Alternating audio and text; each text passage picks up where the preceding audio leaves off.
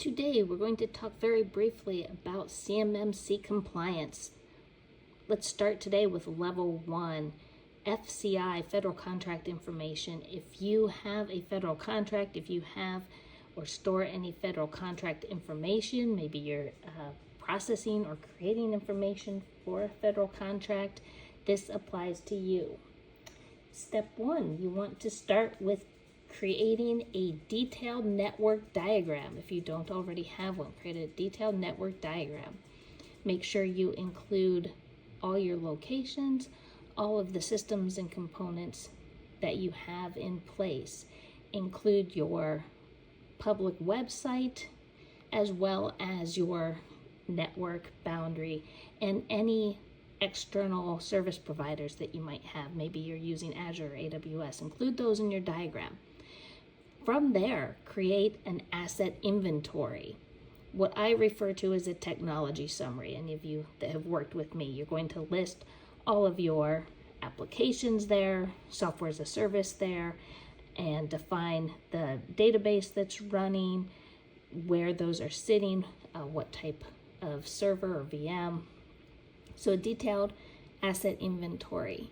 You will also need to fill out what is referred to as an SSP. That is your list of controls, so the control requirements, how you comply with those controls, the processes or control procedures you have in place. So FCI, when you're thinking about the scope for your CMMC, you want to make sure you include people, processes, technology, including external service providers that process, transmit, or store federal contract information. In the asset inventory, again, including identifying the scope, FCI, people, process, and technologies. You want to make sure you are considering the security protection assets, contractor risk managed assets, specialized assets, because then you can define within that list what is in scope or out of scope. So let's talk through briefly what are the control requirements in scope for level 1. First, we'll start with the access controls. AC 3.1.1, authorized access control. Access is limited to authorized users and authorized devices. 3.1.2, transaction and function. Least privilege need to know. So 1, you have who can access your network or systems. And that includes what devices can access. And then 2, those that access it, what can they access?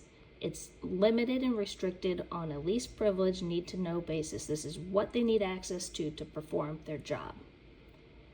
3.1.20, external connections. Identify and limit all external connections. Again, on a least privilege. You only have that external connection if it's necessary and required. 3.1.22, control public information.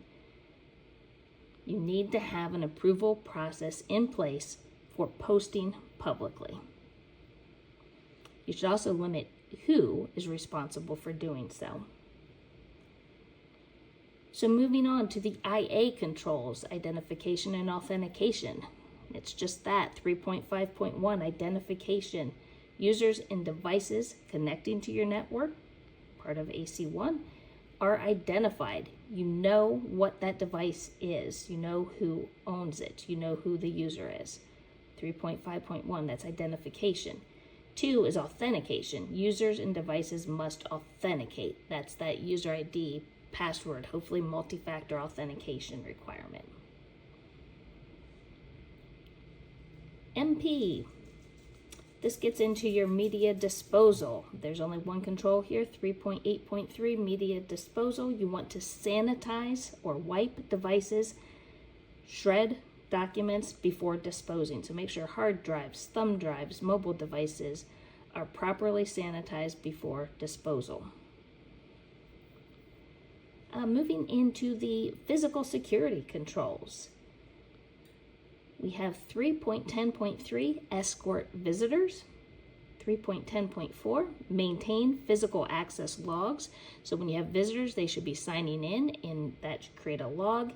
If you have key cards, fobs, things of that nature, those should be creating a log of who's coming in. Sometimes systems even have to swipe out, so who's coming in, who's going out.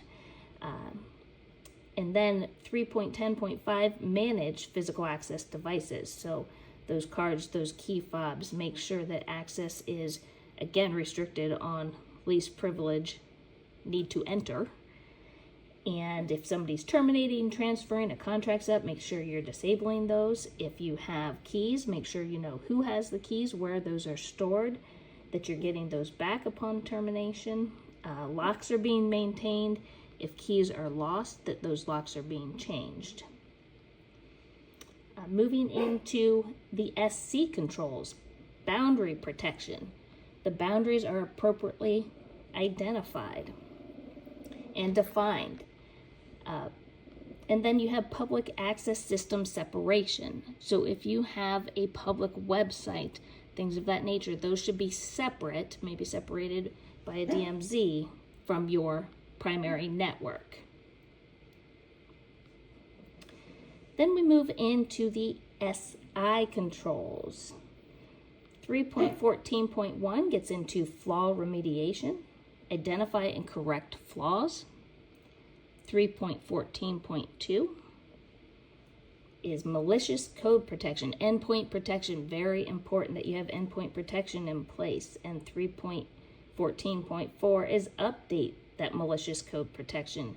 As new vulnerabilities come out, you need to make sure you're applying those updates. So 14.2, you have the endpoint protection. 4, you are updating that. And then 1, you are remediating flaws as they are discovered. Last, 3.14.5, system and file scanning. You are scanning emails and downloaded information that's coming in externally real time. So before this new file is open and hits your network, it's being scanned for ransomware, viruses, things of that nature.